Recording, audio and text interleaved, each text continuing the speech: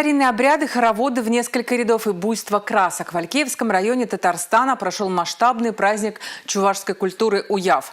Таким образом, гости и жители республики отпраздновали окончание посевных работ.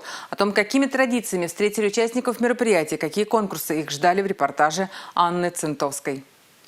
Маленький домик, русская печка, пол деревянный, лавка и свечка. Увидеть, как жили раньше на Руси, гости праздника смогли в реконструкции старинных жилищ. Экскурсию для почетных гостей подготовили с элементами максимального погружения в прошлое. Здесь и полуземлянка IX века, и курная изба XIII. Здесь у нас вот курная изба получается. В свое время у нас не разрешалось дымоходы иметь, потому что чуваши больно свободолюбивый народ был.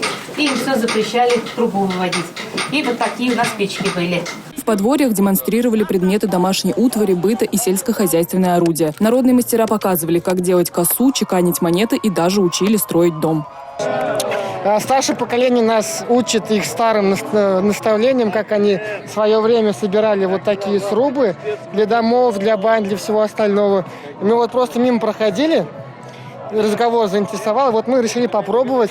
Очень сложно. Рука устала прям буквально первые 10 минут, уже рука устала с топором работать. Это нужны очень большие силы и глаз алмаз, так сказать. Просто так махать топором не получится. На праздник приехали более 100 чувашских фольклорных коллективов из Бурятии, Хакасии, Дагестана, Ульяновска и многих других областей. У каждого особенный, не похожий на других национальный костюм и уникальные традиции. Мы привезли наши песни и наши танцы нашей местности, потому что наш фольклорный коллектив работает только на местном материале. Это когда песня родилась в нашем селе, наши бабушки пели, и по крупинкам мы их собирали, передавали из уст в уста, записывали на примитивные диктофоны, расшифровывали, ставили для того, чтобы можно было на сцене выступать, чтобы зрителю было интересно и чтобы популяризовать нашу культуру, чтобы ее знали. Праздник открылся масштабным шествием всех коллективов-участников. Уяв – кульминация посевной. Гостям показали полный цикл весенне-летних полевых работ – вспашку, сев, баранование и сбор урожая. Самый яркий элемент праздника – это хоровод. В нем принимают участие все гости праздника Уяв. Такая традиция идет испокон веков, и даже сегодня здесь можно услышать старинные чувашские песни.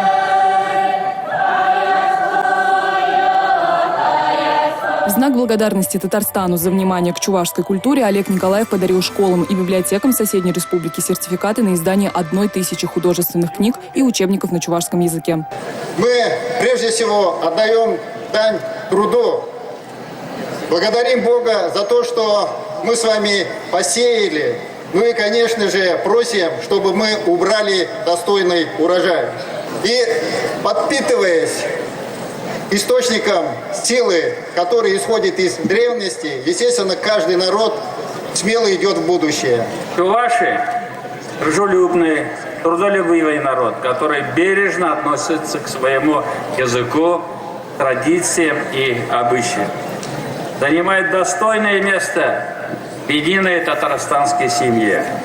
Носит существенный вклад в развитие Республики Татарстан.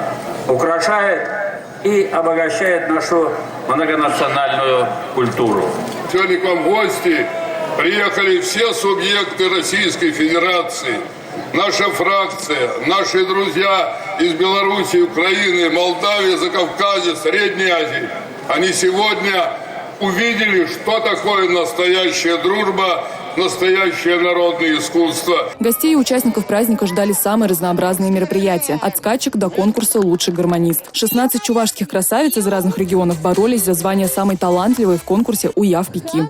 «Уяв-Пеки» проводится на выявление лучшей чувашской красавицы, которая сможет показать все красоты чувашской культуры и народа, показать национальные блюда, также представить свой творческий номер. В Татарстане Уяв отмечается уже 38-й раз, но именно в Сектирме Хузангаева впервые. Выбор на это село пал не просто так. Здесь родился чувашский поэт Петр Хузангай, со дня рождения которого в этом году отмечается 115 лет.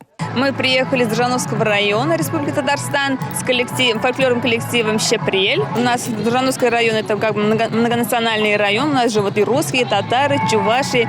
И между собой мы дружим, общаемся. В гости даже ходим друг к другу. другу. Всего в празднике чувашской культуры участие приняли более 10 тысяч гостей со всей страны. Благодаря Уяву представители разных национальностей почувствовали себя единой семьей. Анна Центовская, Сергей Емельянов, Республика, из Татарстана.